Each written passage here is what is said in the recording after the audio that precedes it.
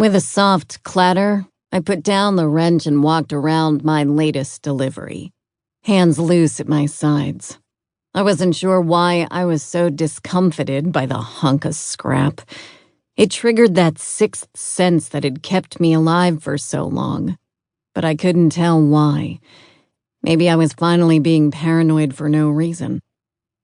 I rubbed my sweaty scalp, my hand sliding up under my floppy hat, studying the old AGR Tesla fuselage.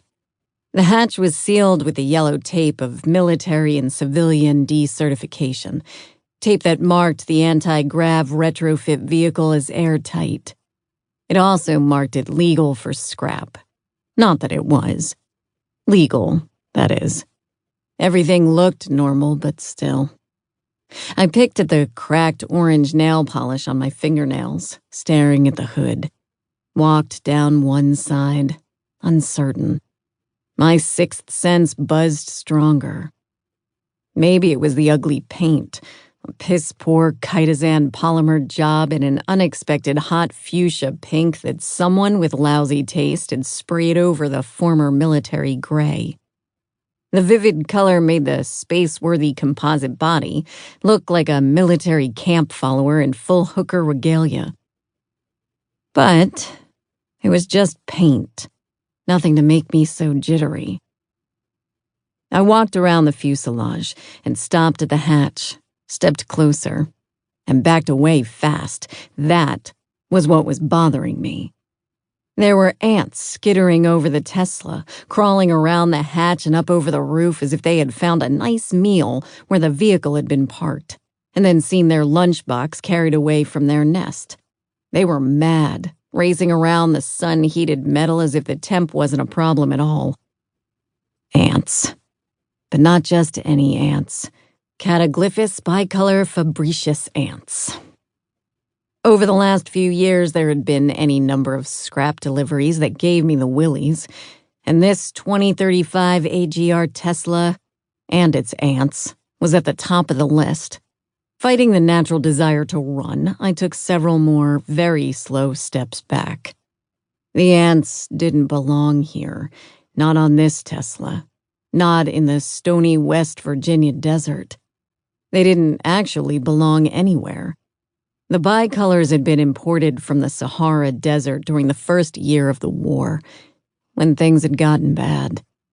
There had been all kinds of ecological and environmental catastrophes and stupid importations and genetic modifications that the survivors were still living with. Bicolors were among the worst environmental mistakes ever created, and they were nearly indestructible. The males, only the males, had been modified on the genetic level by bio-nanobots and sent out from some top-secret lab by the millions to clean up the mounds of dead humans and eat the germs that came from the corpses. Unable to reproduce without a female, they were programmed to die at the end of their normal lifespans. Except a few of them had absorbed some transposons from a ginkgo biloba plant, developed sequential hermaphroditism, and figured out how to reproduce. Their bites and stings had evolved overnight to become lethal. They were impossible to eradicate, and mean as hell. I know. I was swarmed and survived, and had the scars to prove it. I rejected the urge to rub my right wrist on my britches. It tingled with remembered pain, burning even though the damaged nerves had been cauterized and nothing was left of the injury except the scarring and the nightmares.